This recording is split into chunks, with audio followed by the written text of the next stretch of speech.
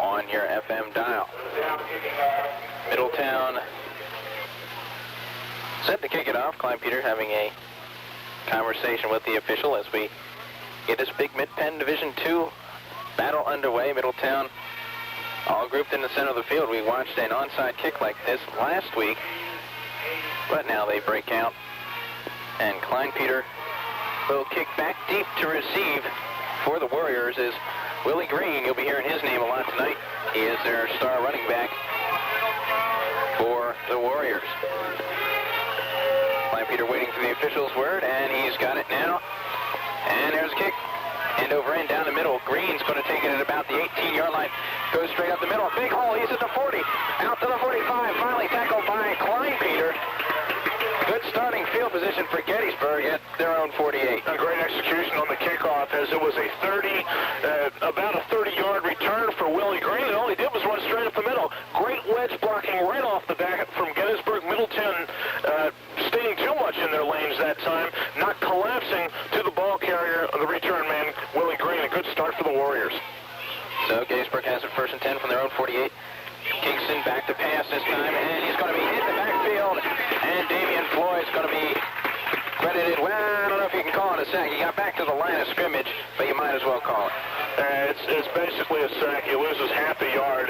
It looks good on the stat sheet as a sack because Kingston rolling out that time, and immediately good coverage from the Blue Raiders secondary forced Kingston to bring it back down, and Floyd was there to wrap him up for the sack. So the Warriors break out power I formation, twins to the near side. Kingston over center on second. We'll call it just over 10 yards. Handoff will go up the middle to Green, and he's going to be hit after a gain of only a couple. Going off right tackle that time. Pickup of 2. A good stop that time. Casey Coble in there on the hit, along with a few other Blue Raiders that time. The Warriors trying to run a little counter motion as they run the fullback, fake the give to him to the left side of the line, run Green to the right side of the line, and the Blue Raiders would have nothing of it. Power I backfield. Now they change it to a split backfield. Twins near side on 3rd and 8. Kingston's going to run the option. He's going to cut it up the middle himself, and he's bulldogged into the ground at the 45-yard line. They'll be a few yards shy of the 1st down. Casey Coble and also Brian Zeiters will get credit for the tackle that time, but the real play was made by Jason Welch, the outside linebacker, who prevented any idea that Kingston had of making the pitch to Willie Green by stopping the outside and taking the pitch man. That's the most important thing when trying to stop the option. Each defensive player has to pick up one of the options, and that time a great job by Welch. Mitch Weichert into punt. He will do so from his own 43. Back deep to receive is Treader. He's going to call for a fair catch, and he lets it go, and it goes into the end zone. But that one was close to going out of bounds. Treader had to think long and hard to let that one go. He realized he was on the 2-yard line. That was the right call by Treader. Yeah, the rule of thumb is if the ball is going inside the 10-yard line, the return man should let it go and hope and pray that the ball goes in at the end zone. Well, that time Treader tracked it all the way back to the 5, looked up and figured out at the last moment exactly where he was on the field, and just pulled his hands down. He's lucky the ball bounced the way it did. If it bounces back and touches him, it's a live ball, and Gettysburg could be in business. Treader and Pristello split the backfield. Twins near side now. Treader in motion to make it trips on the near side. Brown back to pass. Looking to hit Floyd, and Floyd had it, but dropped it. Looked like he was spinning his head a little bit, looking to where to run, and he just dropped it. Middletown running the hook and ladder play, they like to call, where they run a hook, and they also run the wingback or the halfback. That time, Treader coming out of the backfield in motion. They run him deep on a streak pattern, the hook and go, and that time Floyd was the option. He was open, just dropped it. Split backfield this time, and Treader gets a handoff, hit in the backfield, and he's going to be dropped for a very minimal gain, if any at all. Going to call it a loss of probably a half a yard for the Raiders. Yeah, good defensive coverage that time as Gettysburg flowed to where the motion was. Treader sweeping to the left side. The defensive line for Gettysburg reading their blocks and getting over there. Plenty of time to stop Treader, and with plenty of numbers. backfield. Twins near side on third and just a little bit longer than 10. Leonard Brown will drop back. Looking to pass. He's running to the near side. In a little bit of trouble. Throws one over the middle, and it's picked off. But no, they're going to say that he was holding it. It almost looked like he grabbed it and tried to throw it upfield. Was Ron Redding of Gettysburg. Yeah, Redding had the interception, but Ray Siders at the last moment came back, and he was playing defensive back instead of being the wide receiver because Brown just threw it right to Ron Redding as he was flushed out, was going to get sacked, and that's one of those things that a young quarterback will learn as time goes on, that you just throw that kind of ball away and not throw it up for grabs. Redding and Haynes back to receive. Chortnoff's punt, and Chortnoff lets a beauty fly. This is going over their heads. It's Sporting fumble. The ball is on the ground, and still nobody on it. But Gettysburg will get it back. Redding comes back to make up for his mistake. And he's quite fortunate that that ball took the bounce it did, because there were two Raiders right on him if the ball dropped straight down on that punt. As he tried to take it over the shoulder that time with his back to the return team, not a good idea. I mean, that's the kind of play you just let it bounce. It's a tough catch, and more harm can come than good. He was fortunate that it bounced away from him, and he had time to get back around and jump on the ball, recovering it for Gettysburg. Single setback is Willie Green. Man in motion near side is Haynes. Kingston back to throw. It is complete at the 40, at the 50, and down to the 45-yard line of Middletown. Call him down at the 43. And that was Chris Haynes. And they swung normally the fullback, Chris Haynes. That time he lined up on the wing and he went in motion. Middletown did not adjust, but there is a penalty against Gettysburg that will take this thing back. Fortunate for the Blue Raiders.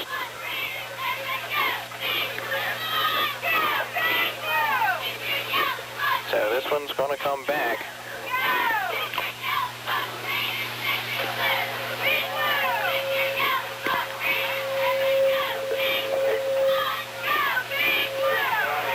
Penalty against Gettysburg. I didn't catch the signal, Brian, did you? It's an illegal shift. Or maybe a new advanced call of illegal motion, but I believe it's an illegal shift against Gettysburg. So Twins receivers far side. Kingston back to pass, and he threw it behind his receiver. He was looking for Pete Smith, and it's incomplete. It'll bring up 2nd and 15. This Gettysburg team has some big wide receivers if they can get the ball to them, and that's been their problem so far. Redding is 6 foot, Smith 6 feet tall, and also their biggest split end would be Jason Matty. He's 6'4", 202, and that presents a matchup problem if they can get him isolated against the smaller Middletown defensive backs, and Middletown trying to keep a linebacker on him, one of their fastest ones at all time. Trip to the near side. Kingston back to pass again. Throws a short little pop pass to Redding. Complete, but they're not going to pick up too much as the Middletown defense was right there. Pickup of only 4 to bring up 3rd and long. Welcome back, Randy Hefner. What a pop that time on Redding. Redding catching the ball, held up by Welch, and it's what a linebacker just dreams about at night. Having that ball carrier not down yet, but his progress stopped just enough that you still have time for that big, vicious legal hit, and that's what Hefner gave Redding that time, dropped him on the spot. So it'll bring up a 3rd and 11 from Gettysburg's own 40-yard line. 7:53 left to play, first quarter, scoreless here at Middletown. There's a little counter play, and Middletown was on that. Did he drop the football? They fumbled the football. Middletown thinks they have it. I believe they're going to call it. And they do. That was Haynes on the carry. And George Perry on the recovery for Middletown. George Perry has been Johnny on the spot most of the year for the Raiders on defense. He has been a defensive standout for this team, and it's a curious call from Gettysburg on 3rd and 11, where they run a sweep play, no draw or anything like that, just a simple sweep play, and they get burned because of it on the fumble from Haynes. So Middletown takes over on their own, or rather on Gettysburg's 43-yard line, split backfield. Siders in motion to the far side. Brown takes a snap. Play action. He's looking to throw it. He's in a little bit of trouble rolling around to the far side. Still behind the line of scrimmage, but now he's going to be forced to run with it. Only picks up a couple yards before being knocked out of bounds. But right there, Steve, I already see an improvement, something the coaches have gotten out of Leonard Brown in the Steel High game. When Leonard Brown would scramble, he put the ball down 2 separate occasions in big situations to his left hand and ran with it.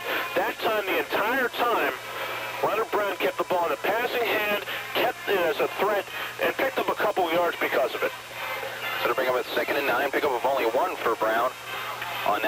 carry. Cairo Noonan at tight end. Split backfield. Baker in motion to the near side. Floyd split far side for the Raiders. Handoff will come to Treader. Near side, he's got a big hole. He's at the 30, the 25, 20, 15, 10, 5, touchdown. Mike Treader, 41 yards, and the Raiders have drawn first blood. Just great blocking at the point of attack. That time from Middletown as they sent Baker in motion. Some of the defense flowed with him, and they cross it up by sending Treader, a guy who they normally don't send to the middle of the line. They normally send him around the ends, but that time they sent Treader up the middle, and the line opened up a nice hole. And once you give Mike Treader a hole and let him get near the defense, get him a step by it, he is gone. And that's exactly what happened that time. A huge touchdown for Middletown as they start things off. A timeout, though, for the Blue Raiders as they don't have the right guys out there on the kick, the extra point team. Timeout called on the field. We'll keep it right here. As Gettysburg has had their problems with the long plays this year, 5 of their 8 touchdowns coming into this game were over 50-yard scoring plays. Very true, Steve, and that one just under 50 yards for Treader. He had just a great hole to run through and a super burst, but Gettysburg has been susceptible.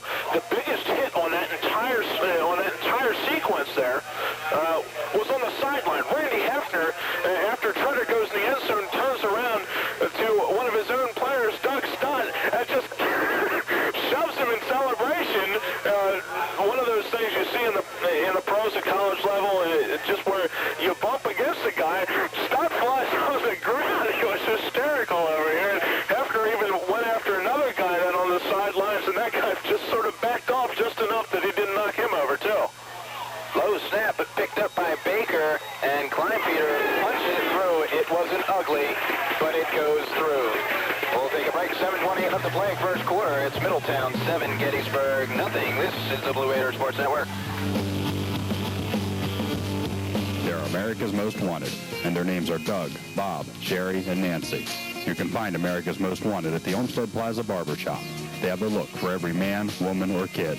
The next time you need a haircut, style cut, or perm, make it the Olmsted Plaza Barber Shop at the Jamesway Plaza. Open Monday through Friday from 8 until 7, Saturdays 8 till 3. The Olmsted Plaza Barber Shop is a proud Blue Raider sponsor.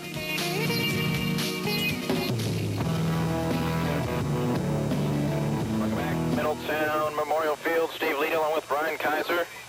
John Wolfsbach will be making his way up towards the press box here sometime soon, we hope. Yeah, he's fashionably late for the big game.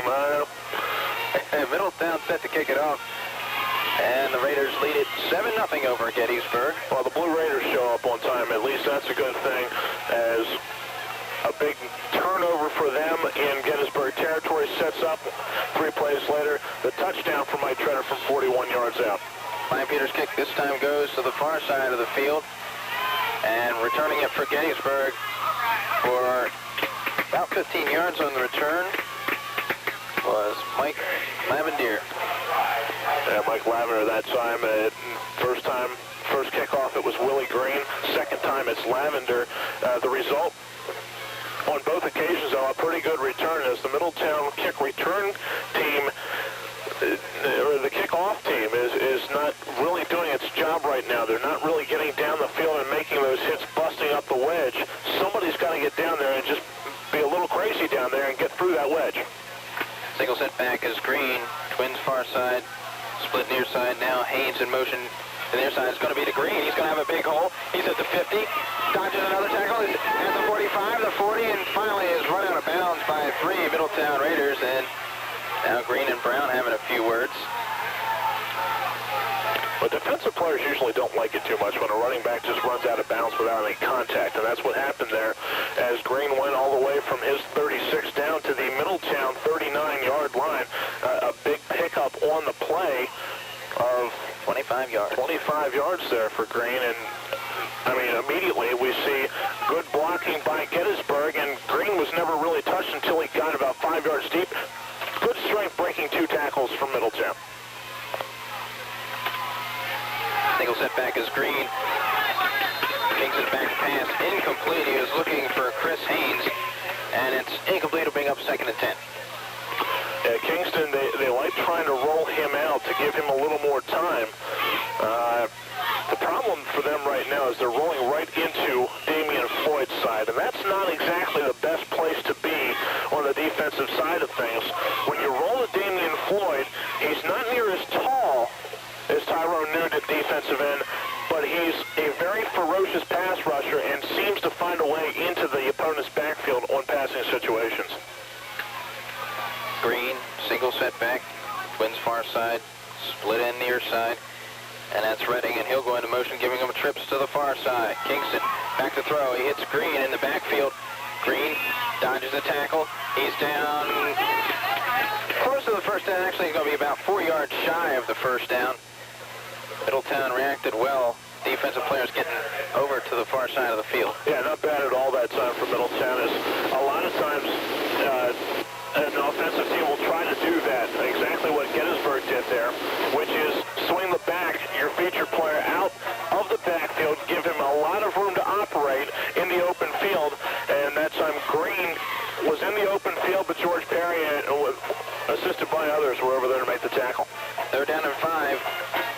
Twins near side, single setback is Green. He will get the handoff, and he is met immediately by George Perry.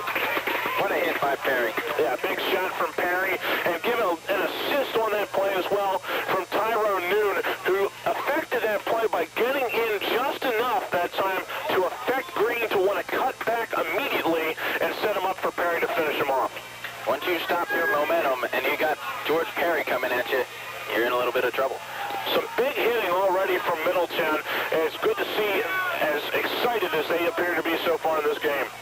All right, Kingston has Twins to the near side. He's going to drop back to pass. A little bit of trouble. Throws out the little dump-off pass.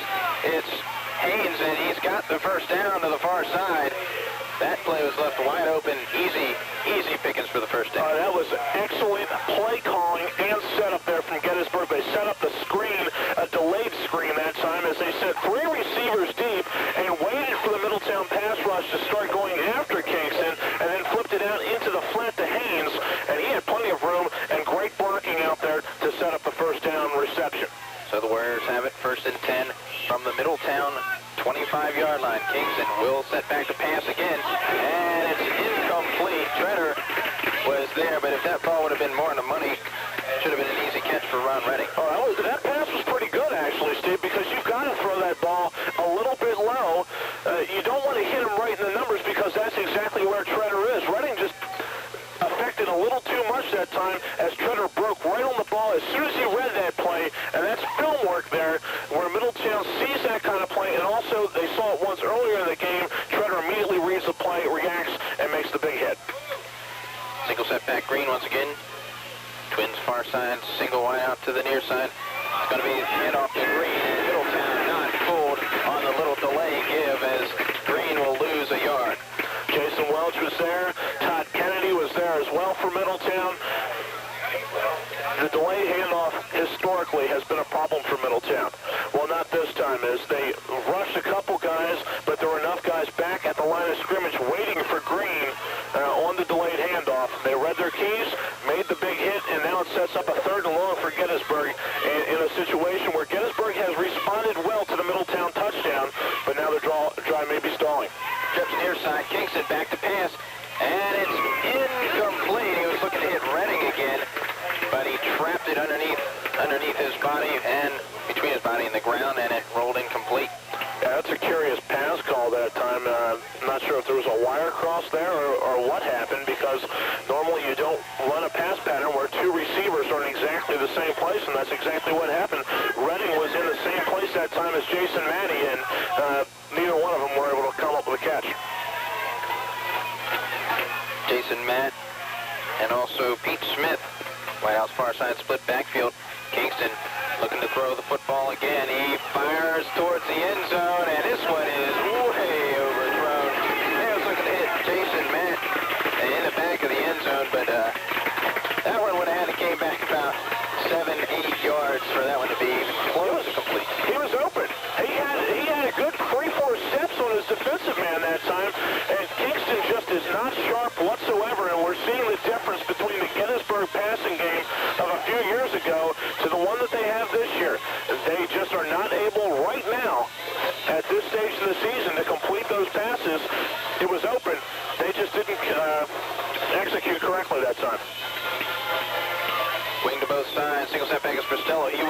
carry on 1st and 10. Tries bouncing off tackle at the 30. Finally stopped at the 31. Pickup of 6 yards for Purcell. Make it 5. It'll be 2nd and 5 for the Raiders. And Corey Purcell last week had a big game against CD East with 2 touchdowns, and this week his first carry of the game in this situation as they hand the ball off to him. And most fullbacks just want to run straight up the middle. Well, Purcell bounced it outside, but then showed the mentality of a fullback by trying to run a player over. But Purcell is not really big enough to do that most of the time, and he's brought down immediately. Double wing again, but we've got penalty flags. I believe this one's going to be against Middletown. And it was Steve Gussler. He flinched once he lined up. Yeah, that's not allowed. And the good thing for Middletown is it's taken this long for them to pick up I believe their first penalty of the game? Yes. Definitely an improvement. Middletown coming into this game averaging 115 yards in penalties. And that's not exactly what you want as an average. Maybe a one-game happened just accidentally thing. Handoff's going to Treader. He's coming around near side, but he's got nowhere to go. His white shirts are all around him. He's going to get back to, actually he's going to lose a yard. It'll be 3rd and 10. And they were looking for that one that time. Coach Lady of Gettysburg, before the game, talked about Mike Treader. Actually said number 5 is a really good back, and that's the guy they're focusing on in the Middletown running game, Mike Treader. 3rd down and 10. Baker split far side. Floyd wide to the near side.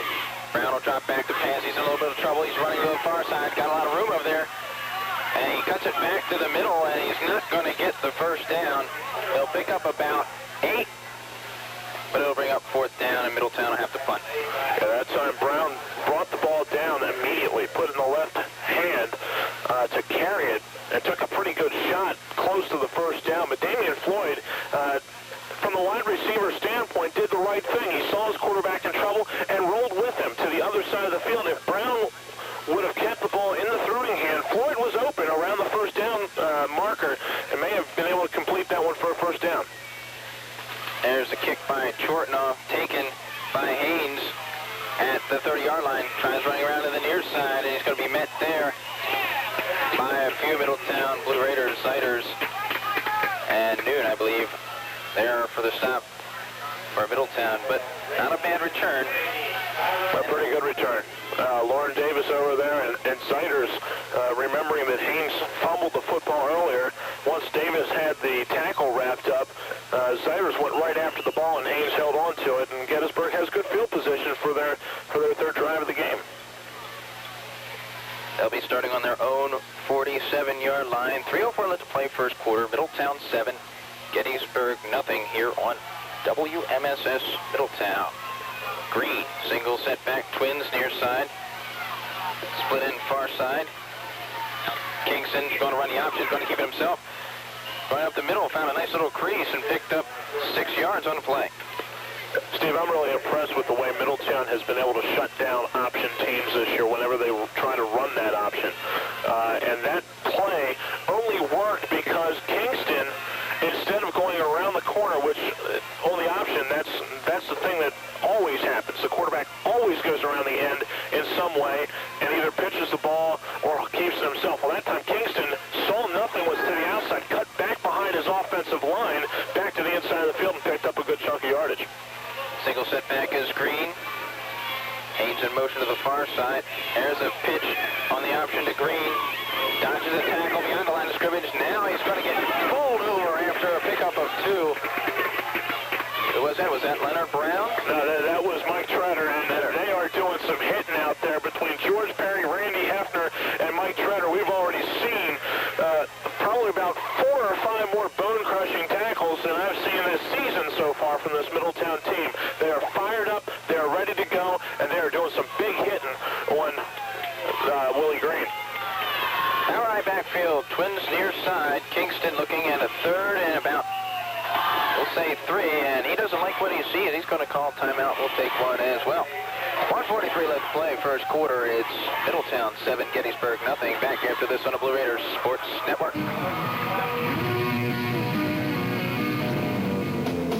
Your Lady Company is a locally owned family-owned family business specializing in plumbing, heating, and air conditioning. They also do water conditioning.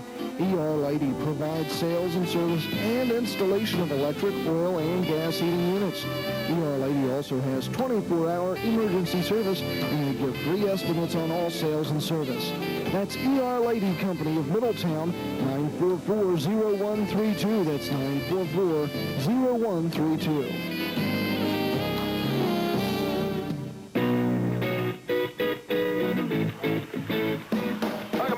Middletown Memorial Field. Steve Lee along with Brian Kaiser. John Wilsbach has entered the building, and he will be with you for your second, third, and fourth quarters. As it's third down and about 3 for the Warriors of Gettysburg. Power eye backfield, Twins near side. Now they'll shift to a split back. Kingston will hand it off to Green. Green in a little bit of trouble, but about to say he squirted free and picked it up, but he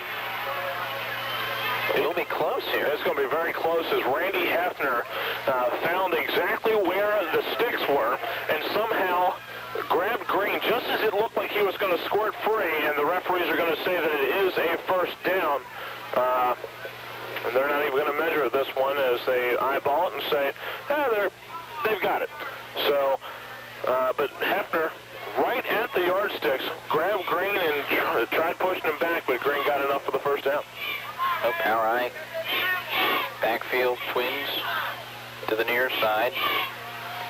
Kingston on 1st and 10 on the Middletown 43-yard line. Play action. It's the shovel pass, and it's complete to Green. Pickup of only 2 yards. Good stop there for Middletown. Oh, what a great play by Casey Coble that time.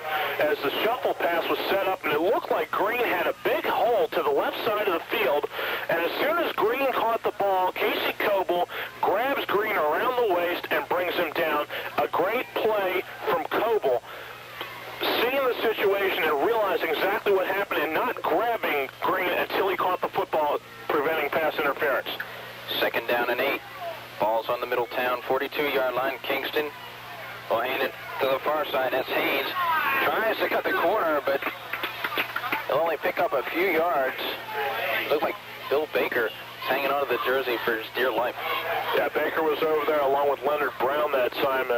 Baker plays more or less an outside linebacker position. In the past, it was a secondary kind of position for Middletown, but this year it's been more of an outside linebacker, a 4-4 set instead of the 4-3+1 that Middletown has used in the past, and Baker has done a fine job all season with the outside linebacker position. Gettysburg's not going to get another play before the end of the quarter. So we have reached the end of 1 quarter of play with the score, Middletown 7, Gettysburg nothing. We'll be back with the 2nd quarter of action. And John Wilsbach right after this on the Blue Raiders Sports Network. Rhodes Pharmacy Gift Shop has it all. Rhodes is your exclusive collectibles location with precious moments, Hummel figurines, Disney classics, Department 56 villages. Fox's is a proud supporter of Middletown athletics.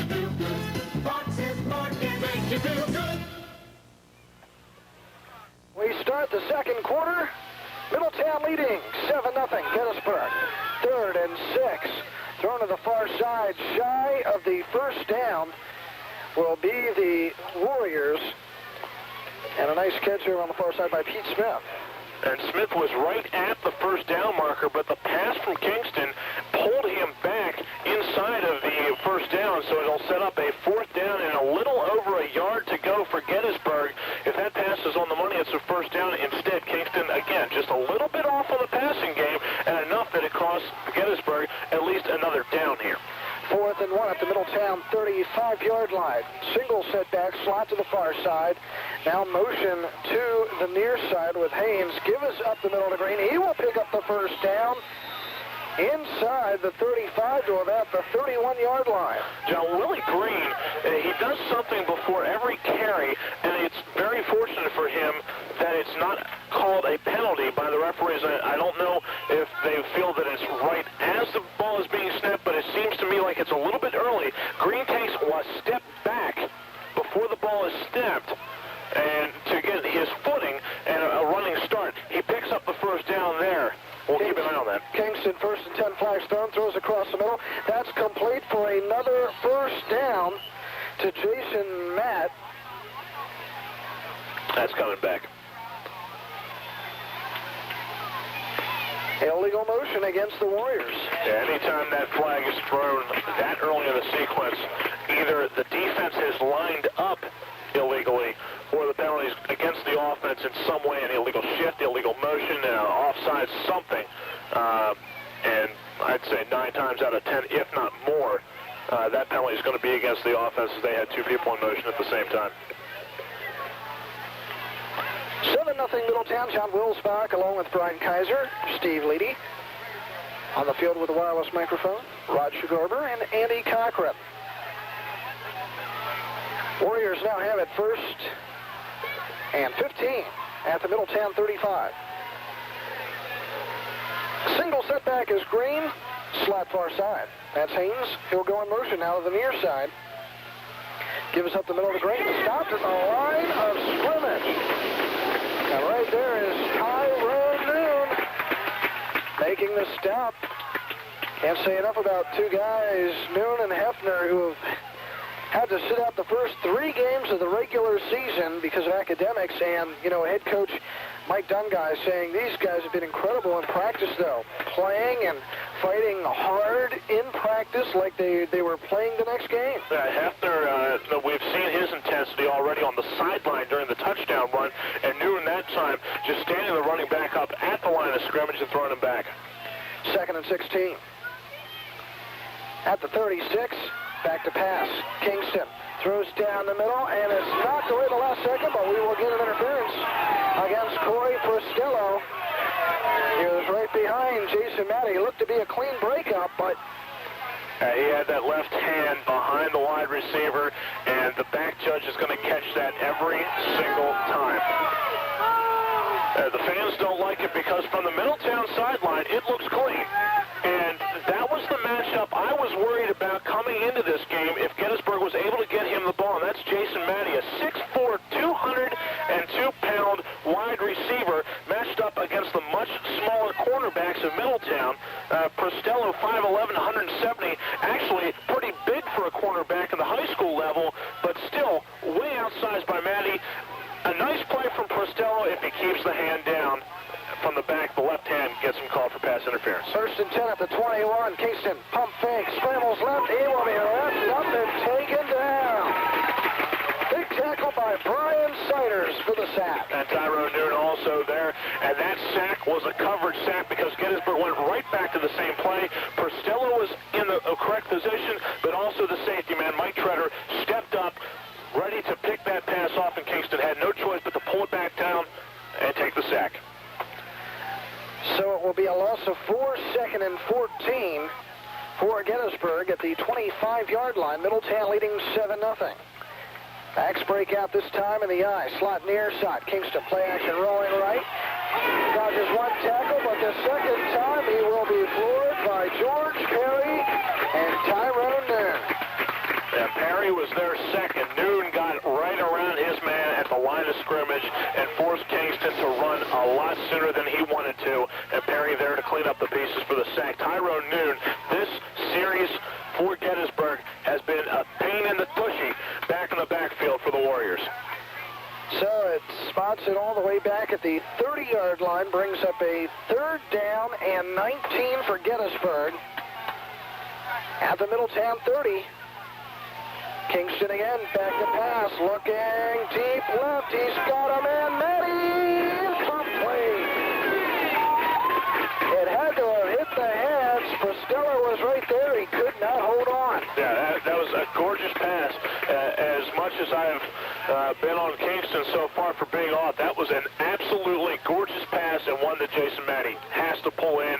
He had to step on Prostello, who did not have bad coverage that time, but lost a step when he looked back at the quarterback, giving Matty enough time to separate, but it was a beautiful pass from Kingston. Matty just couldn't hold on. Could have been 7 for the Warriors, but he couldn't hold it. Brings up 4th and 19. Would not be surprised to see them go right back to that same play. Slot far side, single setback. Wide to the near side. Now we'll get Haynes in motion to the near side. Kingston back to pass again. He'll look down the middle. Matty incomplete as he overthrows, and the Raiders will get the football back. 8:09 to play here in the second. Well, it's obvious Gettysburg has seen the same matchup I did. They looked to Jason Matty very much that entire series of downs. Something the Middletown coaching staff they want to try to look at for the future, but also the thing is Middletown stopped Gettysburg. They may not have to. So Raiders have it, first down and 10 at their own 30-yard line. Double wing and a single setback. Raiders goes in motion. He'll get the sweep to the right side and tries cutting up and can't. Flags are thrown. He may have fumbled the football, but they will rule it down. No gain on the carry. The only thing that was fumbled there was Ray Zeiders, as he just got picked up by a couple Warriors and thrown back down. And to compound problems, Middletown called for holding. John, we have a scoring update. 8 minutes left to go in the second quarter. It is Cumberland Valley 7, Bishop McDevitt 7. We will have updates on that game and hopefully the Cedar Cliff Central Dauphin game going on tonight. Two big games in Mid-Penn 1. We are your home for all of your updates and all of your football action in the area at WMSS Middletown. So make it 1st and 20 now for Middletown at their own 20-yard line. Backs are split, slot near side. Leonard, 2nd and 20. Quick pitch outside for Mike Treader. He's got a man to beat, and he's not going to do it as Mike Treader is wrestled down by Joshua Kitterman. Perfect read and perfect containment by Kitterman. Very much so, John, and even Leonard Brown trying to help out his running back, trying to get a block on Kitterman, but Kitterman all over that play. Saw the pitch coming right from the start, and no choice for Treader that time, just to take the loss. So it brings up 3rd and long for Middletown, make it 23. Raiders with a trips to the far side, single setback. Leonard Brown again, back to pass, looking, throwing deep down the right side. It is up in the air, and it is intercepted. Back the other way comes John Redding down the far sideline to the 30, to the 25, and knocked out of bounds around the 19-yard line. That's a big mistake from Leonard Brown. He's made a few of those poor decisions today, and a lot of people will try to tell you that the long pass on 3rd down, you throw it deep, and if it's picked off, hey, it's just like a punt.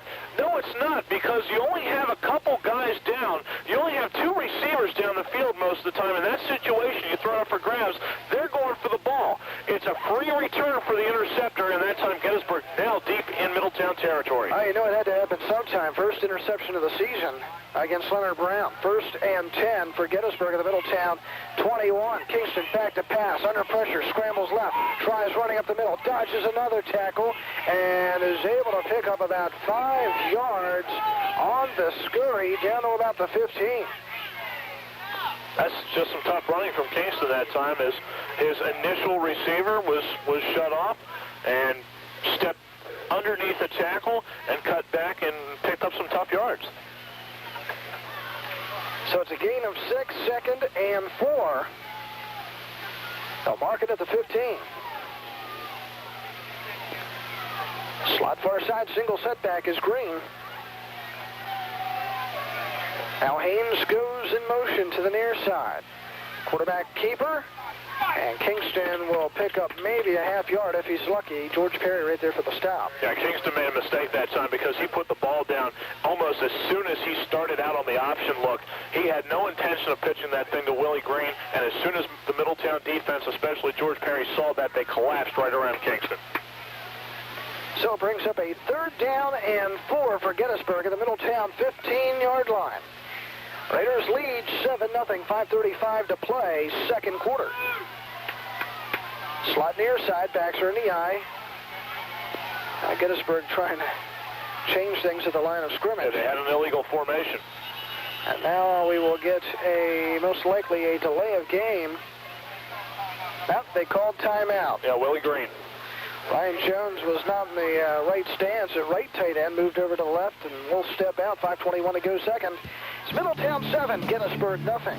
You're listening to the Blue Raiders Sports Network. Experience colonial dining in one of Middletown's oldest buildings at the Colonial Inn. Welcome back. Our coverage of high school football continues next week as Middletown visits West Perry. Live beginning at 7 o'clock, 7:30 with a kickoff, and immediately following that game, tape delay, Lower Dolphin at the team you're seeing tonight or hearing tonight, Gettysburg. I get to do the frequent flyer miles again next week. 3rd and 4 for Gettysburg. Backs in the eye. Give to Green. He will get tripped up at the line of scrimmage and only pick up 1 and will be a few yards shy of the first down. It will bring up a 4th down, and we'll call it 3 for Gettysburg. Yeah, you kind of have to expect that on a 3rd down and 4 deep in Middletown territory, though, because Green is their featured back, and if you figure he should be able to pick up a decent chunk there on 3rd down and hopefully get you either the first down or close enough on 4th down. Now 4th down and 3, it's going to be a tough call for Gettysburg. You expect them to go to the air here. 4th and 3 for Gettysburg at the Middletown 14. Slot far side, single setback. Now motion, giving him 3 receivers left. Quick pitch, Green going outside further. He will not get it as the Raiders defense stops him. Corey Frostella over there, along with Jason Welch. Very curious call. That's one that I don't really like whatsoever because Middletown has such great speed on the outside, and even with a great back like Willie Green has been all season for Gettysburg, you're matching speed against speed and numbers. You're not behind the blocking of the offensive line. What you've got is Green trying to do it on his own, and it's tough to do that against a team with such great team speed as Middletown. So the Raiders get the football back, 1st and 10 at their own 14-yard line. Backs are split. Give left side for Stello. He gets stopped, hit, and taken back for a loss. And Corey Priscilla could have beaten that first man. He actually had a lot of room to the near side going around the left end. Yeah, it's a matter of beating that first guy, and Priscilla just good tackling fundamentals there. It shows how well coached this Gettysburg team is, that they are able to wrap guys up. The touchdown play from Middletown is one of the few running plays they've been able to break in this game, and for that matter, any play that they've been able to do in this game. It was the turnover that set up that play, and Middletown offensively has been very quiet except for that run. Timeout Middletown, 4 minutes to go, 2nd quarter. The Blue Raiders 7, Gettysburg nothing. This is the Blue Raiders Sports Network. Welcome back. Middletown on 2nd and 12 at its own 11-yard line. Leonard Brown is going to keep it around the near side, and he will get tripped up. Jeremy Brentner, and again, you've got to give Gettysburg credit for their defensive speed. The Raiders not able to beat that first man. You beat that first man, you've got a lot of running room, and they can't do it. Yeah, they can't do it, and Middletown so far in this game, before that carry, 49 yards of total offense in this first half. The touchdown run from Trenner was 41, so besides that run, Middletown has, in the rest of this game, only 8 yards total offense. 3rd down and 14 for the Raiders. Backs are split. Wide right and left, give near side. Trenner off left tackle, and he is being trucked down from behind. Will be a gain of only a few yards, and will bring up a 4th down, and the punting unit comes in. And the fact that Leonard Brown's having such a tough game is not necessarily a big surprise, because this Gettysburg team on the year, 5 interceptions, and in their last game against Mechanicsburg, a team that does like to throw the ball, the Wildcats were only 7 of 21 for 90 yards in that football game. So this team plays some very good pass defense. The only team that ran all over them was a Central Dauphin, and that's understandable. One of the best teams they've had in years. Nick Chortenoff for Middletown standing at the goal line. Good snap. Flags are thrown. High punt, end over end. Taken back at about the 50-yard line by Haynes, going to the far side and thrown down by Tyrone Noon at the 41-yard line.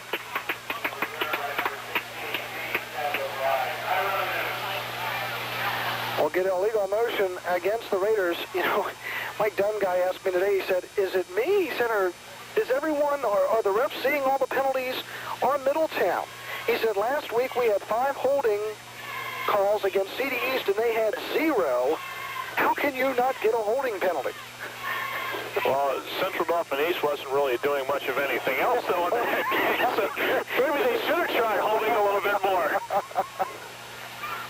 The penalty is declined because it was a decent return, and Gettysburg in Middletown territory at the 42-yard line, and another good starting position for Gettysburg in this first half. 2:30 to play, second quarter. Middletown leading 7-0. Kingston back to pass, throws across the middle, deflected in the air, and almost picked off. Leonard Brown. It's kind of a knuckleball that was coming towards him and hit the ground before he could reach down and grab it. And I'm pretty sure it was Damian Floyd who tipped the pass, if for no other reason because he was shaking his hands, because I think it stung a little bit. But he was there at his left defensive end, and it's important for a quarterback to have that passing lane to throw in, and that time Floyd got in the passing lane that Kingston wanted to throw in. 2nd and 10, 42. Kingston again back to pass, scrambling up, now rolling right. He's got pressure, he'll get hit and taken down. No gain on the carry, back to the line of scrimmage. It will bring up a 3rd down and 10 for Gettysburg. And Middletown fortunate that the defensive line got pressure that time, because Gettysburg had a touchdown. And there was no one around because it was Redding and Maddie, the two starting wideouts for this team on the left side of the field. They ran a cross pattern. Both defensive backs went with Redding. Maddie went deep to the end zone, and Kingston didn't have time to find him. 3rd and 10. Twins far side. Kingston again back to pass. He'll unload deep down the left side, and it will be overthrown and out of bounds.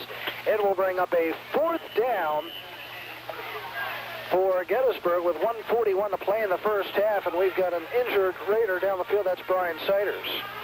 And Gettysburg, and this is something I don't really like that Gettysburg is doing. And when a play either works or would have worked if we would have executed a little bit differently, the Warriors go right back to it. And that's not a good idea because it's fresh in the player's mind. Kingston only 5 of 14 on the game for 23 yards, and this team needs better production out of the quarterback so they can set up their running game. And at Landis Field, that score is at halftime. And Brian Siders does not look very good right now walking off the field, as he is being supported almost completely right now by trainer Pete Fox, and now a little bit more pressure on his leg as we're back to action. 4th down and 10. Gettysburg's going to go for it at the Middletown 42. Slot far side, single setback. Now Haynes goes in motion to the near side. Kingston straight back to pass, throwing down the middle. It is incomplete. Just slightly thrown behind Jason Maddie, and the Raiders will get the football back in excellent field position with a minute 35 to play in the first half. Yeah, curious call there. Especially Gettysburg, I believe, has 2 of their 3 timeouts. And as well as their defense is playing, the punt may have been the right idea there, because at least Middletown doesn't get the ball in good field position. Of course, he puts a little bit of faith in his defense now to stop Middletown, but the pass that time, again, Kingston just enough off that it throws off the play behind Maddie. He's unable to make the 4th down reception. Leonard Brown over center, 1st and 10 for the Raiders at their own 42, wing near side. Brown will give to Treader, trying to go right, then decides to go left, then goes up the middle, then runs right into a Gettysburg player.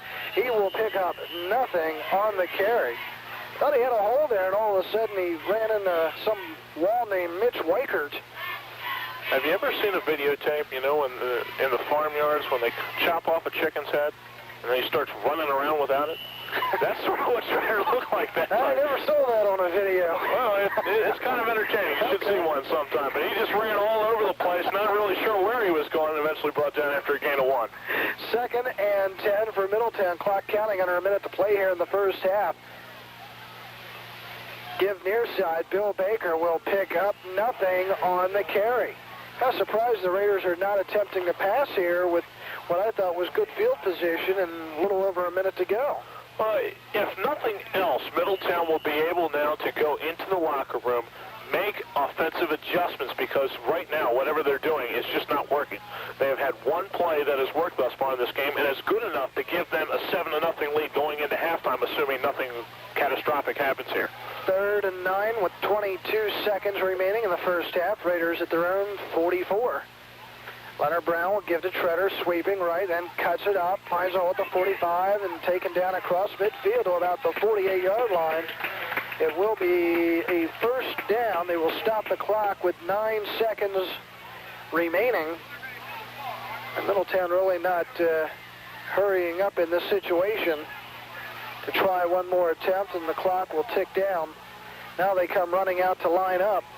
Well, if you were going to do it, you should have done it, but the Raiders down it as time expires, and that is halftime. Raiders weren't sure what they wanted to do there to end the second half. We've reached halftime. It's Middletown 7, Gettysburg nothing. Stay tuned. Halftime show coming up on the Blue Raiders Sports Network. The second half kickoff, and at halftime, our score, Middletown 7, Gettysburg nothing. We're about to get set with the third quarter of action, and I turn it back over to John Wilsbach. Thank you, Brian Kaiser. Not too much offense on the part of either team in the first half. But the Raiders have the 7-0 lead, and they will receive to start the second half. Gettysburg kicking left to right. It will be a low bouncer taken by Welch down around the 18, going up the middle inside the 30 to about the 34-yard line. Well, our weekly trivia question for those of you, and we will give you the answer later on. What player for Middletown in 1972 was named Central Pennsylvania's Mr. Touchdown? Probably one of the all-time greats of rushing in Middletown history. Before my time. Oh, yes. First and 10 for Middletown at its own 34-yard line. Trips right, single setback. Leonard Brown on the quarterback keeper gets across the 35 out to about the 38-yard line. And this person still resides in Middletown. Well, then that person should know the answer. If they are indeed listening to our broadcast and not actually here at the game. In fact, I tried getting an interview with this person about a year or two ago, and he declined. Politely. Well, we'll try again. Politely declined. 2nd and 5 for Middletown. At its own 38-yard line. Backs are split. Slot to the near side.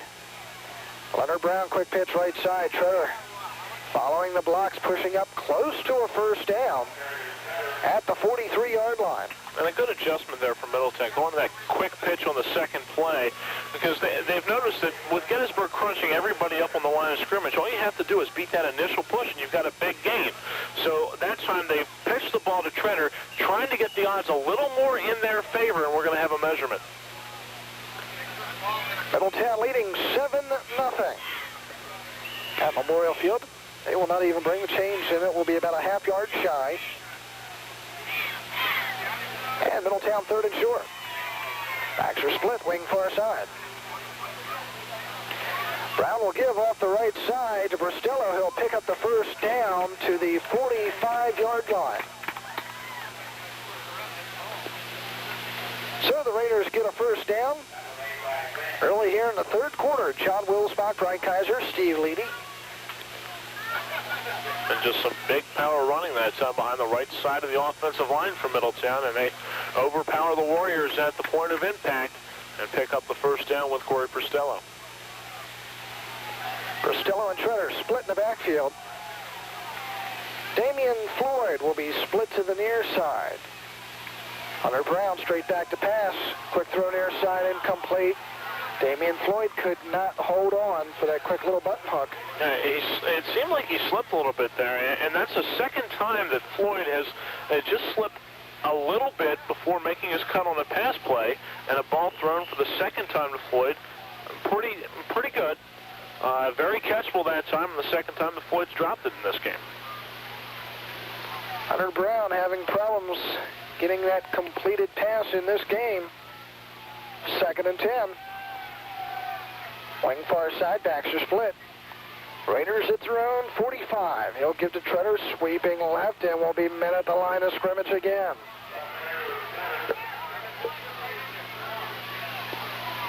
So it's no gain, brings up 3rd and 10 for Middletown. Jeremy Brantner able to get in there on the stop for Gettysburg, and let's give a lot of credit to this defensive front 8 for the Warriors, and for that matter, the secondary, who is doing a fine job as well. All 11 guys on that field for the Warriors are playing tremendous defense and really throwing the Blue Raiders off their game. They're unable to get a good chunk of yardage on first down. It throws them into 2nd and 3rd and longs. Short and all, split near side. Baker wide far side. Backs are split, 3rd and 10. Brown straight back to pass, looking right, pump fake. Now moves left, moves right, steps up, and he will be crunched at the 40-yard line. Leonard Brown sacked. The offensive line held off as long as it could and actually gave him, I thought, some decent time to get rid of it. That's a covered sack that time because the play that Middletown chose to run was one that either works or it doesn't.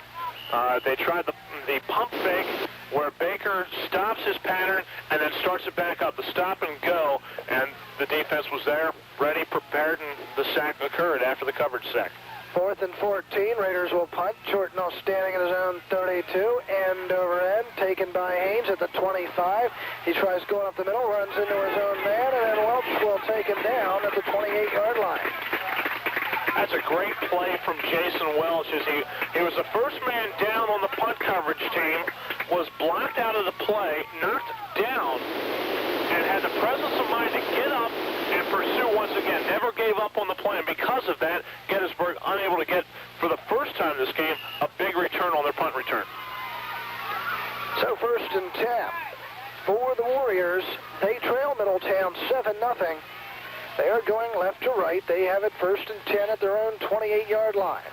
Haynes and Green in the eye. Behind Kingston, gives second man through. That's Green. He will pick up about 4 on the carry out to the 32-yard line.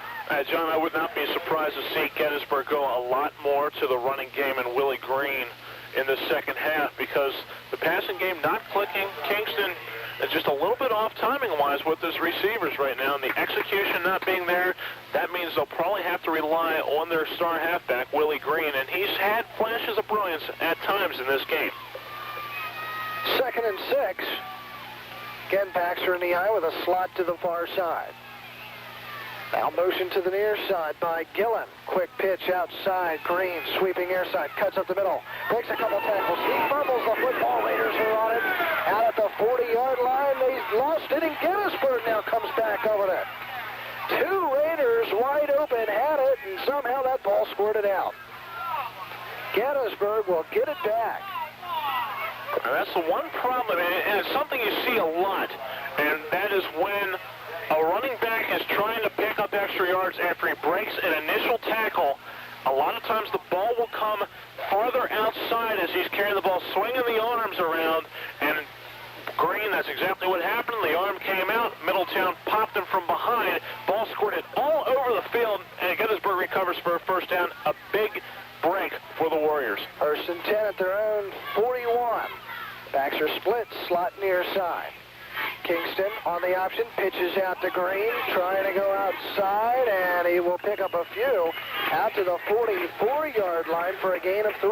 Yeah, that play has not been there all game, but Gettysburg continues to go to it to try to keep Middletown honest and not just expect the simple rushing package with just Green being the ball carrier.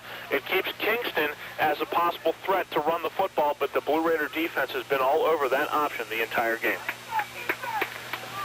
I gotta wonder what's going on the sideline. That line judge on the near side just got an earful from the Middletown coaching staff. That would not be a fun job to have when you're always down there along the sideline in front of the coaches. A back judge would be much more fun because you're much farther away from the coaching staffs. 2nd and 7 at the 44. Kingston pitches out to Green. It's going to be the halfback pass. He'll unload down the left side. It will be short, underthrown. Redding tried coming back for it, but slipped down. It will be an incomplete pass. I'll tell you what, John, I want to get an update from Andy Cochran down there on the sideline because it seems a lot of players slipping down there, and I'm wondering if the late night conditions, the field's getting a little bit more slippery down there. We'll check that out from him in just a bit. So it's 3rd down and 7. 7:16 to play. 3rd quarter, Middletown leading 7-0. Warriors backs in the eye. Slot far side. Kingston back to pass. Looks left, throws. It will be incomplete. underneath Smith, and Treader also looked like he had a piece of it, kind of dug it out of underneath. Yeah, there's no way Treader came up with that ball. I thought if Smith would have been able to keep possession of the football, maybe it would be a completed pass, but when Treader comes from behind Smith, who probably trapped it himself, there's no way he came up with the football. So 4th down, punting unit comes on. Whenever you want it. Mitch Weichert standing at his own 30-yard line to punt. Treader and Baker back to receive. Low snap. Weichert, high punt. Baker will take it at the 21. Gets to the near side to the 25. Knocked out of bounds at the 31-yard line. Let's go down on the near sideline. And Andy Cochran. Thank you very much, John. As you were saying, field conditions are getting very wet down here. Just rubbing over it with my sneaker. It's just terrible. There's a good amount of moisture on here. Even with the 3/4-inch cleats, I don't think they're getting a lot of traction on the field, turning the corners the way they are back upstairs. It looks like Trigger down there moving his foot back and forth. 1st and 10 for Middletown at the Raiders' zone 31. Backs are split. Wingman in motion now is Zeiters. Give to the right side. Treader finds a hole off right tackle for a gain of about 4 yards out to the 35-yard line. Yeah, as those cool temperatures keep dropping, the field does get a little more moist, and we have seen some slippery conditions out there. Yeah, this is one of your better fields in the area, but remember, we are playing on grass. It is not AstroTurf or anything like that. AstroTurf gets slippery in the rain, but, I mean, you always have that situation. In grass, anything can happen, especially when it gets a little damp. The field is going to be torn up a little bit. Treader, 10 carries for 60 yards thus far. 2nd down and 8. Play action. Brown back to pass. Throws across the middle. Complete to Mike Treader for a 1st down at the 48-yard line. Excellent route run that time from Treader as he followed George Perry, who was the tight end on the right side. Treader lined up as a wingback on the left side, and they ran matching patterns. The defense swung with Perry, and Treader not only ran the correct pattern, finding the seam in the zone defense from Gettysburg, but also identified himself to Leonard Brunt and make sure that Leonard saw him, put the hands up in the air, and it gave Leonard Brunt his first completed pass of the game. 1 for 6 for 17 yards. Brown back to pass. Throws it. In there. Incomplete. Almost picked off, then almost complete, and dropped. Zeiters had a chance. Incomplete pass. Yeah, it was tipped just enough by Jeremy Brantner of Gettysburg that time that Zeiters almost made a spectacular catch out there, because once the ball was tipped, it was right on the money to Zeiters, but just enough of the ball was tipped that Zeiters had to turn completely around to try to catch it, and was just not able to hold on to it at the last moment. 2nd and 10 for the Raiders at their own 47. Slot far side, backs are split. Brown gives, counter crisscross in the backfield. Baker's going to keep it, running it up the middle, and will be close to a 1st down.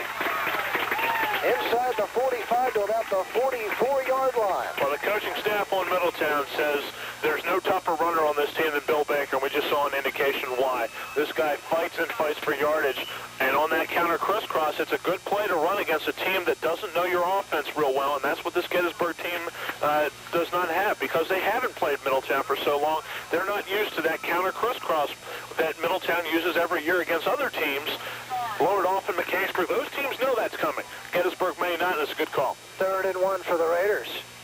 Give. Purcell up the middle, finds a big hole. Flags are thrown. He will pick up the 1st down all the way down to the 33-yard line.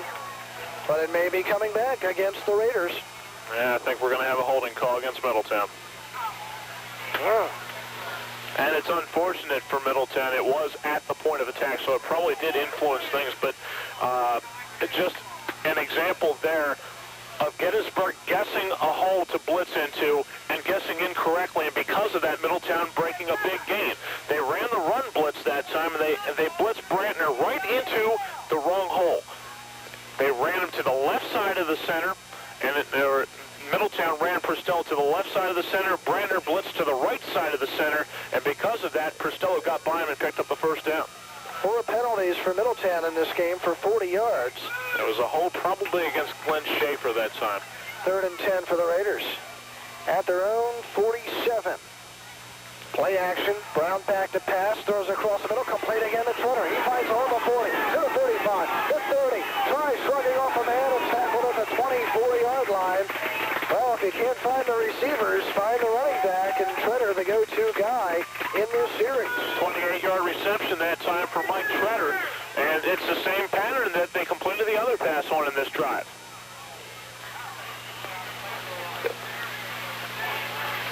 Second completion for Leonard Brown, both times to Mike Treader. 4:39 remaining, third quarter, 7-0 Raiders with a football at the 24 of Gettysburg. Raiders break out. Split backfield. Give Pristello off right side. He will maybe pick up a yard on the forward progress. I don't even think he'll get that much. Middletown went with a double wing, double tight end with Pristello basically the single setback that time. Trying to power the ball at Gettysburg, and against a team that has done so well defensing you on the ground so far in this game, it's really tough to imagine powering over this team, and Middletown unable to do that in that situation. 2nd and 10 at the 24. Wing near side, backs are split. Brown, long count, and Gettysburg may be offside. Looked like Scott Kelly. That was the plan. A little anxious, and they drew him off. You've got a veteran quarterback out there, Leonard Brown, starting all of last year for the Blue Raiders, and I mean, with time, you learn that how to draw teams offside with the hard snap count, and that time Brown able to do that. That was the goal, and anytime a team goes with a long snap count, that's basically what they're trying to do, pick up a cheap 5 yards here and there, and that time it worked for Middletown as it brings up a 2nd down and 5. 2nd and 5 at the 19. Split backfield. Brown gives to Treader, sweeping to the outside, looking for some room. Will get around and taken down at about the 15. He will be shy of the first by about a yard, but a gain of 4. Yeah, and a great run for Treader because there was nothing there. He did that all on his own that time because the blocking was not available to him, and it was Treader with a stutter step move that gave him just enough of a crease to get to the corner and pick up 4 yards close to a first down. So 3rd and 1 for Middletown. They lead it 7-0. Football at the Gettysburg 15-yard line. Raiders break out in the power eye to the right with Baker, Perry, and Treader. Brown will give. Treader slips at the line of scrimmage. He did not want to follow the blocks and decided he was going to try to go left and slip down. That's one of the problems with a pure cutback runner like Mike Treader that time. The power eye, the idea is to follow your blockers, and that time Treader trying to cut back away from them slipped and fell and lost yardage. We'll step out. Timeout for Middletown on 4th down. 3:13 to play. Third quarter, 7-0 Raiders on the Blue Raiders Sports Network. Welcome back. Middletown leading 7-0 late here in the third quarter. And this drive, 8 plays, and it started at the Middletown 31-yard line. By far the best drive of the game for Middletown, almost 4 minutes in length so far on this 4th down. 4th and 3 for the Raiders. Backs are split. Leonard Brown back to pass. He's got to scramble right. He'll throw in the end zone wide open. Davian Floyd for the touchdown. A 17-yard touchdown pass to a wide open Davian Floyd from Leonard Brown, and the Raiders now lead it 13-0. And a great play call because this Middletown team all season long in a 3 yards to go or less situation has run the ball, run the ball, run the ball. Coach Mike Donguy said last week to us that this team was thinking about running a play action kind of thing. In that kind of situation, the Steel High game decided against it. This time they run it against Gettysburg, works to a T. Floyd lost his man on the pump fake from Brown. Klein Peter in for the extra point kick. Snap, hold, kick is up. And it's good. Little step out. 3:08 to go. Third quarter. Middletown 14, Gettysburg nothing. This is the Blue Raiders Sports Network. Talk about service. people here are so friendly. They're just terrific. Full field where the Raiders now lead at 14-0. And that drive for Middletown, 9 plays, took almost 4 minutes, 69 yards, and it culminates in the 17-yard touchdown pass from Leonard Brown to Damian Floyd. And Scott Kleinpeter 2 for 2 on his extra points today. Middletown leads at 14-0. And we understand Cedar Cliff now leading 14-0 as well in their game against Central Dauphin. And that game taking place at Cedar Cliff. Middletown kicks off, taken at the 21 by the Warriors, and running it up the middle out to about the 38-yard line is Lavender. And again, a good return for Gettysburg as Middletown just doesn't seem on that kickoff return game, unlike the punt team where Jason Welch goes down and just flies down the field. And it just flies down the field. No one has done that for this Middletown kickoff team. And we also have another update in the third quarter. Bishop McDevitt now leads Cumberland Valley 21-7. So the Crusaders up by 2 touchdowns in that ball game. 1st and 10 for Gettysburg at their own 39-yard line. Trips to the far side with the man in motion. Option pitch out to Green, sweeping left. He's up to the 40, the 45 to the 50, and knocked out of bounds in Middletown territory. Now we're going to have a late hit against Mike Treader as he tried to pull up, but still got a piece of Green out of bounds, and because of that, it's going to cost Middletown an extra 15 yards. John, after Middletown's first touchdown, where Mike Treader scored, Gettysburg came back and put a nice drive together that ended in no points. It is imperative for this Warriors team to put a touchdown on the scoreboard on this drive if they're going to get back in this game against Middletown, because they are not necessarily a quick strike offense, and especially with the passing game, having the problems that they have had in this game so far, it's important for Gettysburg to get this thing back to a one-score game between they and the Raiders. So Gettysburg will get the football, 1st and 10. At the Middletown 33-yard line. Green is the lone setback with a slot to the near side. Now making a trips to the near side with the man in motion. Kingston will pitch it back to Green, who has to pick it up deep in the backfield. Flags are thrown. He will get knocked out of bounds along the near side, but we will probably get a hold against the Warriors. That's exactly what we're going to get, either that or a clip. I believe that's going to be on Jeremiah Gillen of Gettysburg. But in any event, that entire situation was set up by the poor pitch by Kingston. It put the team in a hole. It forced Green to run back, retrieve the ball, and it threw the entire offensive play out of sync. And because of that, that was part of the reason the penalty came about. 2:46 to go. Third quarter, 14-0 Middletown.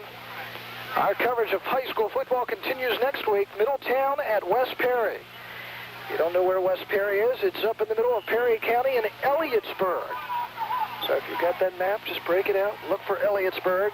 Have fun. Give yourself at least an hour to get there in that fine Friday traffic. Yes.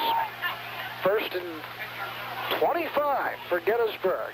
Draw play. Green trying to go up the middle, will go nowhere. Gussler in on the tackle for the Raiders. But Gussler and Kennedy weren't the only ones who didn't buy that fake. I didn't buy it from up here either. It didn't look like a good fake the entire time from Kingston, as it seemed to me, just by his motion going back to the running back, that he didn't have any idea of throwing the ball at any time. A draw play has to be a play of deception, and that time the deception was missing from the Gettysburg attack. 2nd and 25 at the Middletown 49. Kingston back to pass, looking, throwing deep down the left side. It will be intercepted by Bristello at the 13, up to the 20, to the 30, down the far sideline to the 40, to the 50, and knocked down right there. Corey Bristello, perfect position, got under the football in front of the receiver. Excellent return, and the Raiders get it back, but we do have flags thrown over on the far side of the field on the return, and it may be a clip on the return. And that will nullify a big return for Bristello, but will not nullify an interception. That was a big one. for Pristello, as he basically just played center field that time. And the 35-yard return will be nullified as they'll push it back. Updated score, 21-13. McDevitt leading Cumberland Valley. So the Raiders will get the football, but just depends where they get to start with it now. Illegal block. And it comes from, the penalties walked off all the way from where the block occurred, which is going to be a big, big penalty because the block occurred at the 30-yard line. So it pushes the ball all the way back to the Middletown 15. The important thing for the Blue Raiders is they get the turnover, they get the ball back with 1:51 left to go here in the third quarter and a 2-touchdown lead. Well, the Raiders, again, looking to hit that 100-yard mark in penalties. They are slowly getting there. Well, it's tough, though, when you're picking up 15 yards on a couple penalties. I mean, you've got illegal blocks, guys trying to help other guys out. They're penalties of aggression. 1st and 10 at their own 15. Treader will sweep it, now cuts it up, gets up to about the 18-yard line for a gain of a few. And going back to that point about the penalties, it's penalties of being aggressive for this team, where the coaches, you know, you have to like the fact that these guys are trying to help out their teammates, such as on that return when Pristello coming up the field, a convoy of 4 or 5 guys were there. The problem is Middletown not executing correctly, and the referees just happen to be in the same place, throwing the flags, finding the Middletown penalties every time they occur. Raiders with 6 penalties for 70 yards. 2nd down and 7. Treader again sweeping to the near side, pulling some defenders with them. Able to pick up maybe a yard or so on that carry, brings up a 3rd down and 5 for Middletown. And we saw right there, the size of the defensive end, Jason Maddie, work against him that time as he hit Treader too high, and instead of bringing him straight to the ground, Treader was able to pull Maddie along with him to the inside of the field and pick up some yardage on that play. 40 seconds remaining and counting here in the 3rd. Backs are split, slot far side, 3rd and 5. Treader goes in motion, giving the Raiders a trips.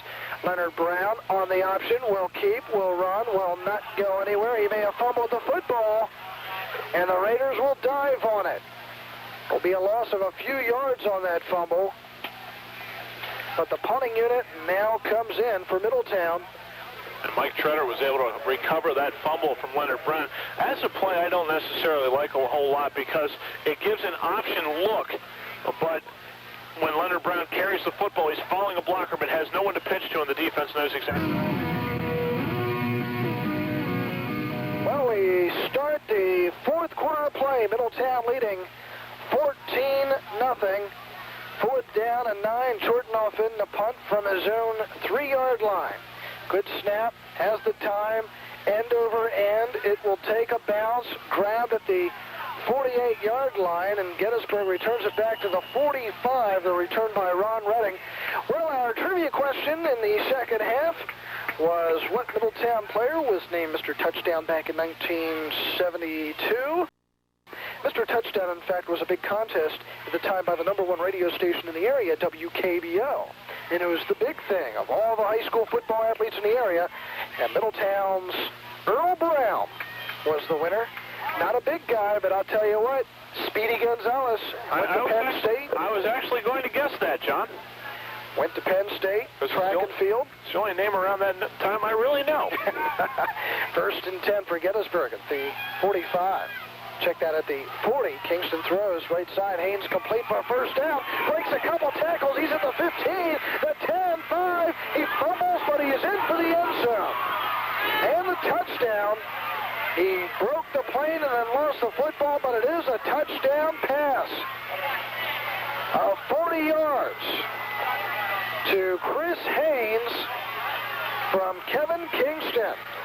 And the mistake from Middletown was twofold. The first mistake, Nick Chortenoff went up for the ferocious tackle and hit the player, and he's going to be knocked out of bounds. They're going to say he's out of bounds at the 20-yard line. Wow. He was running along the sideline. Chortenoff made a mistake, by hitting him, but not trying to tackle him. Bouncing right off of it was Haynes. The Middletown defense saw Chortenoff do that. Coming in for the tackle, stopped their pursuit momentarily and gave Haynes that alley and forced him. He stepped out. They take away the touchdown. 1st and 10 at the 20. Run up the middle by Green. A gain of a couple yards. So Gettysburg still scoreless, and a big break for Middletown there. Yeah, no question about it, John. If he doesn't step out of bounds, because I don't think he was forced out by anybody. He was just over by that sideline and just stepped on the sideline. I believe a careless mistake there from Haynes. 2nd down and 8 at the 18 of Middletown. Kingston back to pass, looks left, under pressure, dodges a tackle, scrambles to the outside. He will be taken down by Randy Hefner. It'll be a loss of 2 yards. And that play was the 2 guys who have been missing these first 3 weeks of the year. Tyrone Noon, just as Kingston wanted to throw the football, flying up the middle from his defensive end spot, flushing Kingston out of the pocket, and then Hefner wrapping him up on the sack once he got outside. 10:30 remaining in regulation. 14-0 Middletown. Brings up a 3rd down and 10. Warriors break out of the huddle with Green as the lone setback and a slot to the near side. Now Haynes goes in motion to the far side. Kingston back to pass.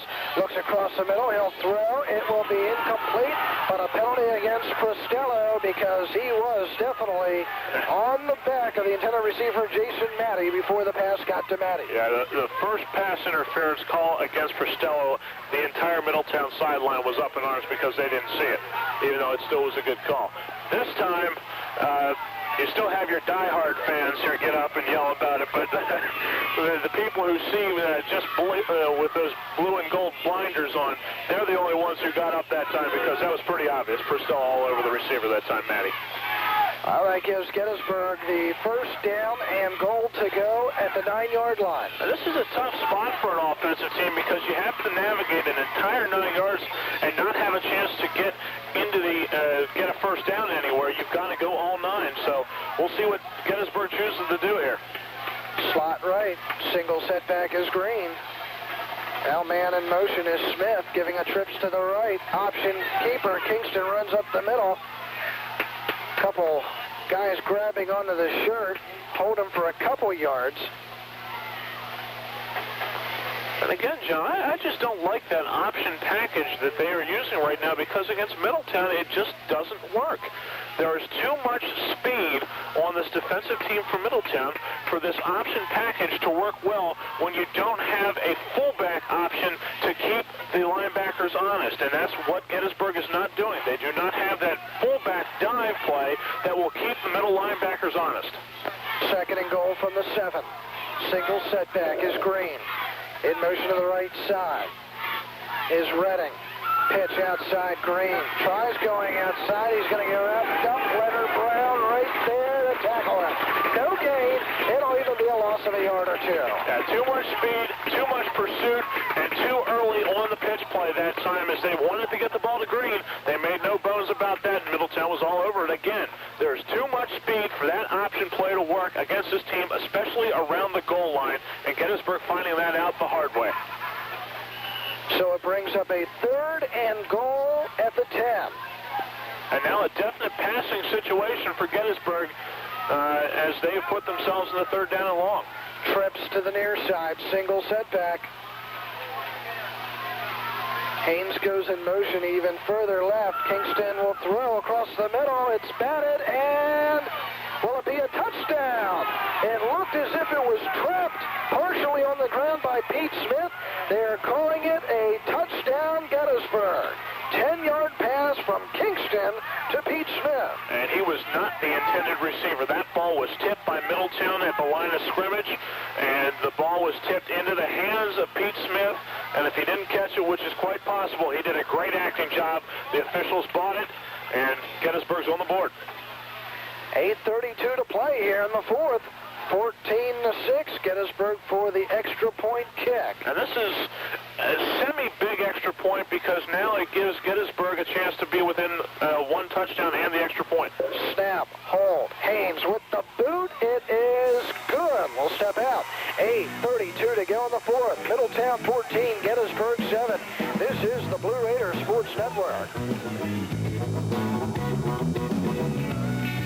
Daly's Golf of Middletown caters to the avid Blue Raider sports fan. Daly's Golf has minor engine repair, oil changes, new tire installation. In fact, they do just about anything automotive. The mechanics at Daly's, Joe, Mark, and Lou, will help you with your automotive needs. Daly's is open Monday through Friday from 5:30 a.m. till 9 p.m. or Saturday 7 to 5. Daly's Golf at the corner of Main and Spruce Streets in Middletown.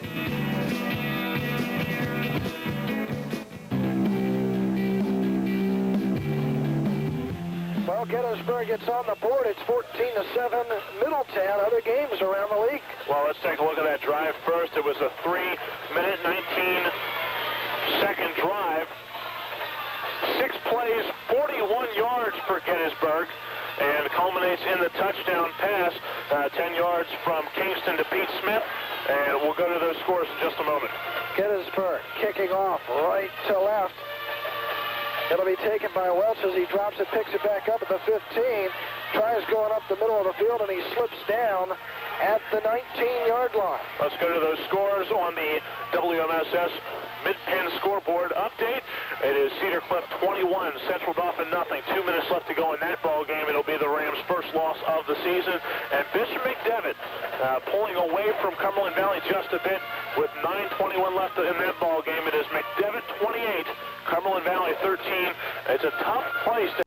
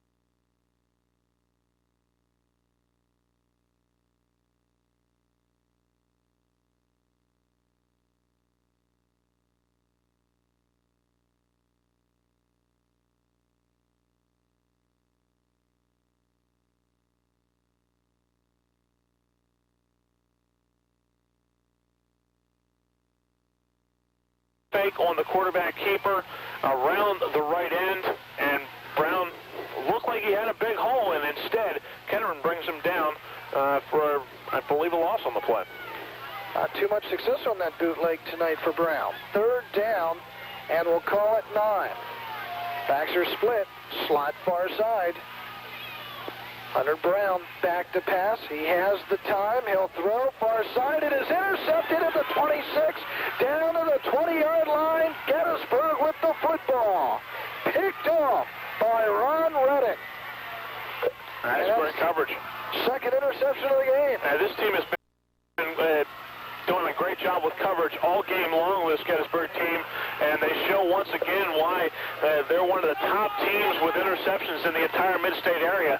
They now have 7 picks on the season, and this team just great coverage, and that time Brown had plenty of time to find a receiver, and I don't even know who he was looking at because Redding was standing right in the passing lane. First down and 10 for Gettysburg at the Middletown 20-yard line. Raiders lead at 14-7. Slot near side, making a trip. In motion is Redding, back to pass. Throw near side, Green breaks one tackle, gets between 2, knocked down inside the 15 to about the 13-yard line. And the missed tackle there from Jason Wells. He tried to tackle the slippery Green that time, and it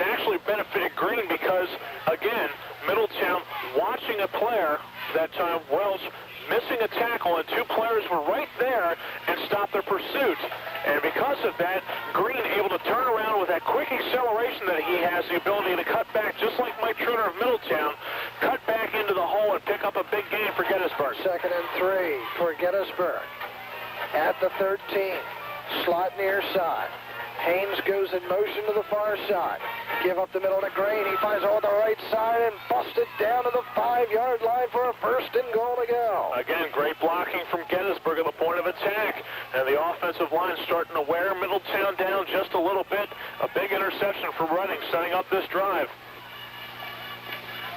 Well, the last time these two teams met was a long time ago, 1959. And Middletown and Gettysburg played to a scoreless tie that season. Well, it can't be a tie this year with the overtime policy that is now instituted in high school football. Gettysburg may get a chance to test it if they can score here. Power eye to the right, pitch to Green, goes out to around the end, gets inside the 5 to about the 3-yard line. It will bring up a 2nd and goal to go from the 3. Well, John, that's a better play call, I feel, this time for Gettysburg than the last time. But still, again, they're trying to test this Middletown team's pursuit, their speed, and all game long, Middletown has done a great job of pursuing this Gettysburg team and forcing everything back to the middle of the field. And fortunate to pick up a couple of yards that time was Green. The good thing that time, with the power eye, at least you have some backs to block for you. Green on the game, 78 yards on 20 carries. He has been a workhorse for this team. 2nd and goal from the 3. Gettysburg lines up again with a power eye to the right on the far hash mark. Kingston over center. He will give it up the middle. Haynes moves down and is in for the touchdown. Touchdown, Gettysburg. And they're going to go for the extra point, and that's the play that this Gettysburg team should have been running this entire time. They've got a big offensive line. Use it. Go behind it, right up the middle, and that's exactly what they do. They give the ball to Haynes, and the offensive line powers Middletown in the end zone. And now a crucial extra point in this season as Gettysburg will attempt the extra point with 5:11 left, trying to tie this thing up and try to rely on their defense to get it back for them again. It will be Chris Haynes who just scored that 3-yard touchdown. This is to tie the game for Gettysburg. There's the snap. Hold. Kick is blocked. It is blocked. And Middletown keeps the lead, 14-13. Excellent penetration. Will step out. 5:11 to play. Raiders grasping to a 1-point lead. This is the Blue Raiders Sports Network.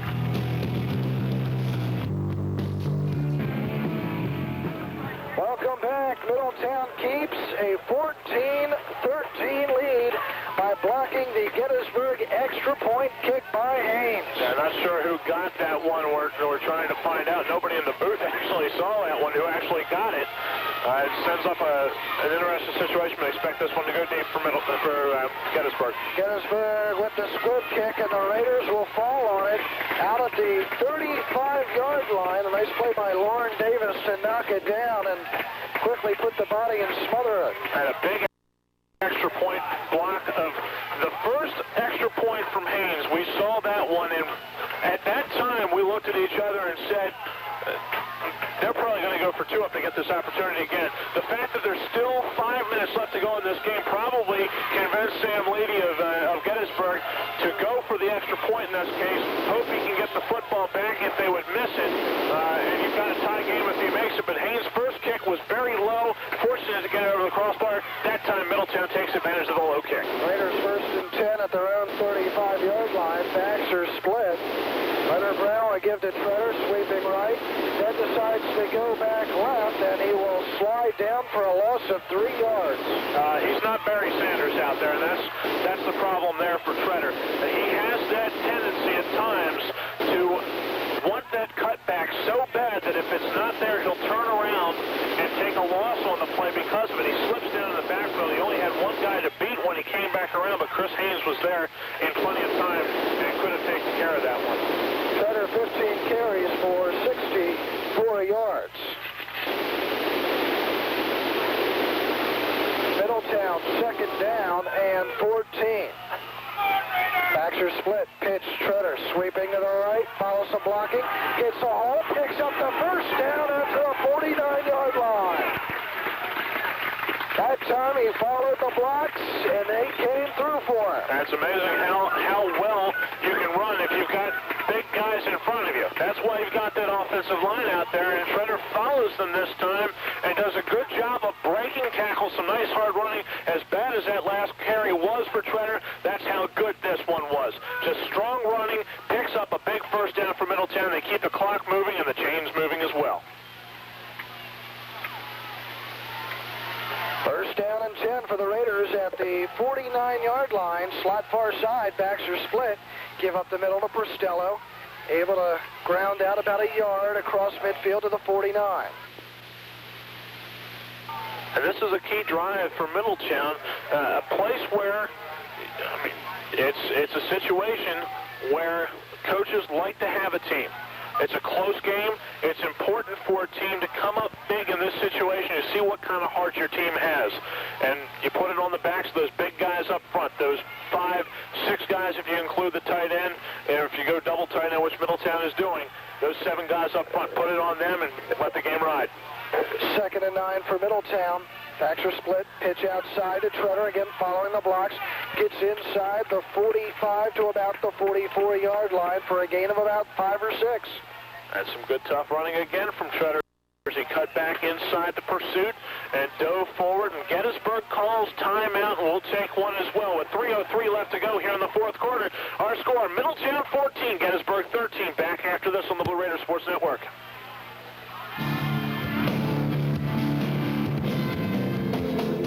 Lady Company is a locally owned family business specialized. Guy's mind right now. Obviously, Coach Sam Leedy of Gettysburg is thinking right now, we stop them here, hopefully they'll punt.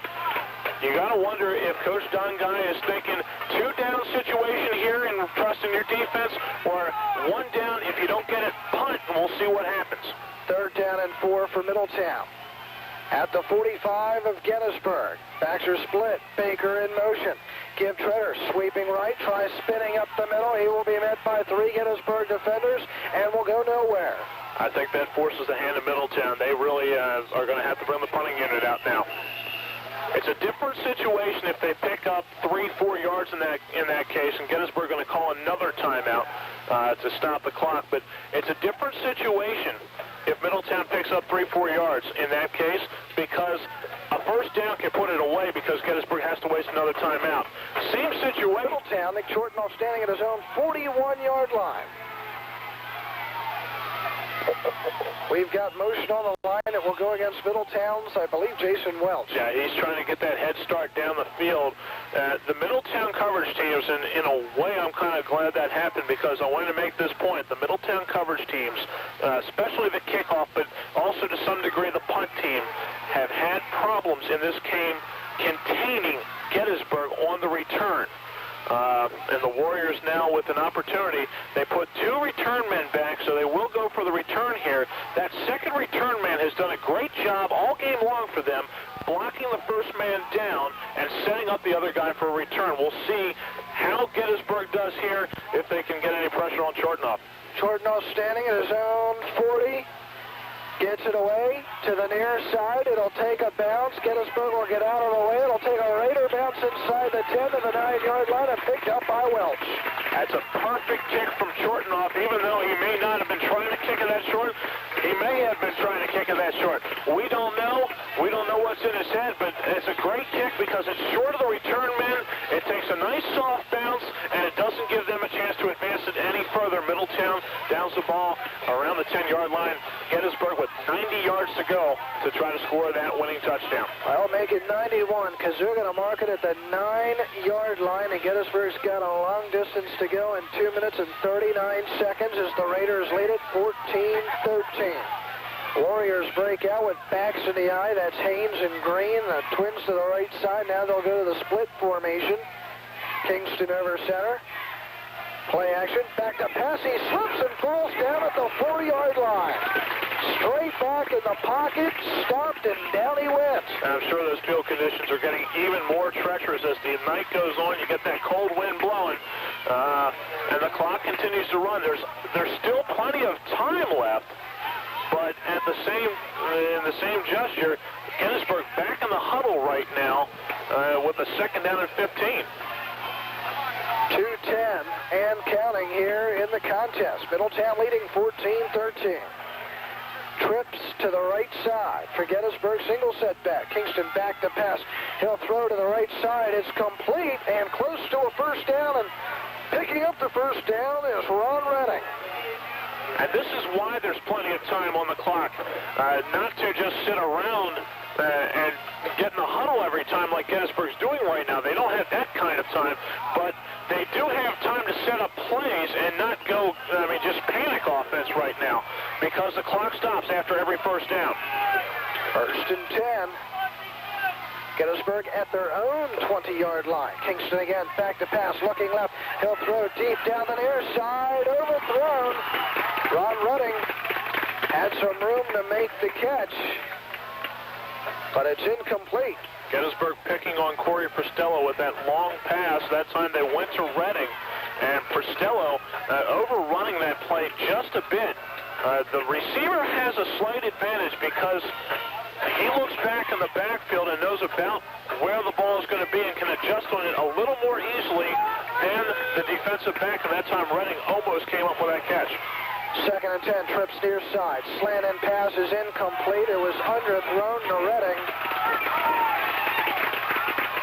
It will bring up a third down and 10. Gettysburg doing all the acting they can out there to make it seem like he caught the football. It clearly hit the ground first. 1:31 to play here in the fourth. And this is a big play for Gettysburg to see exactly what they go for. Do they go for a first down pass here, or do they try to pick up enough of the yardage to make just another opportunity for them to either break the tackle here on third down and get the first down, or set them up a little bit easier fourth down conversion? You'd think with the time amount left, they'd go for the first down here. Third and 10 from the 20. Kingston back to pass, looks, throws again down the near side, but it's incomplete. Underthrown for Redding. No one around the ball. Brings up fourth and 10, and this could be it for Gettysburg. Yeah, with only one timeout left, Middletown can run out the clock if they can stop Gettysburg here on fourth down and 10. This is the biggest play of the season thus far, John. Middletown leading 14-13 after leading 14-0. Stopping the Warriors on their extra point kick. They're taking a long time to huddle. Fourth down and 10. Crowd chanting defense. Twins near side. Single setback. Kingston back to pass. Scrambling to the near side. Under pressure. He's sacked by George Perry back at the 13-yard line. And that will do it for Gettysburg. Raiders get the football back in excellent territory with 1:19 to play. And once again, John, yet again, we are seeing the importance of having Tyrone Noon in there on the defensive end, because again in this game, about the fourth time in this game, he doesn't have any sacks, I don't believe, in this game. He may have one, but he has so many pressures where he forces the quarterback out of the pocket and sets it up for somebody else. And in this, the biggest play of the game, Noon gets in there, forces the quarterback out of the pocket, and lets George Perry clean it up for the sack that'll end this one for Middletown. First and 10 for Middletown at the 13. Leonard Brown's going to keep it and running it up the middle. He will get to about the 11-yard line. Clock will be stopped one final time by Gettysburg with 1:11 remaining in the contest. So the Middletown Blue Raiders en route to their third victory of the season. It's been a long time. 1959 last time these two teams met. Middletown will take or continue with the overall series lead. 5 wins, 1 loss, and 1 tie. John, I'm very impressed with this Gettysburg team. The heart that they display coming back from a 14-0 deficit. This is a team that played extremely well defensively and is going to give Lower Dauphin fits next week. And next week we will be in West Perry in Elliotsburg. 7 o'clock pregame, 7:30 kickoff. And immediately following that game on Friday night, you'll hear Lower Dauphin at Gettysburg to take on the same Warrior team. Yeah. Should be a great one taking place at Gettysburg. We'll talk about that in a second. Treader playing very deep in case of some type of fumble. Leonard Brown is up over center on 2nd and 9 at the 11. Brown will take the snap, step back about 4 yards, and then down it. And the clock will keep on counting. That's a good move from Middletown because it takes just a little bit of extra time off. So when they start that clock for counting off how much time Middletown has until they can run their next play, it just takes that little bit more off the clock. Talking about that game next week, Lower Dauphin and Gettysburg, that's going to be another game that helps decide this Mid-Penn Division II race. Middletown's won the first big matchup of the year, though, tonight against Gettysburg. Raiders will now take the penalty for delay of game. Mike Donguy is claiming that the Raiders still had time on the clock from the time they spotted the football and started counting because Leonard Brown was looking to the sideline. If it's 25-second clock, he's wrong because they started the clock, the play clock at 59 seconds. Game clock shows 34. So 34. Leonard Brown again over center. Will step back a few yards and then down it. And that will do it because it brings up a 4th down. And now they will restart the clock, but there's only 20 seconds remaining, and the Middletown Blue Raiders will better their record to 3-1 on the season, but a very close call. And had they not blocked that kick, who knows what would be happening at this very moment. Very true. Final score for Middletown Memorial Field. Middletown 14, Gettysburg 13. We invite you to stick around for the post-game show coming up on the Blue Raiders Sports Network.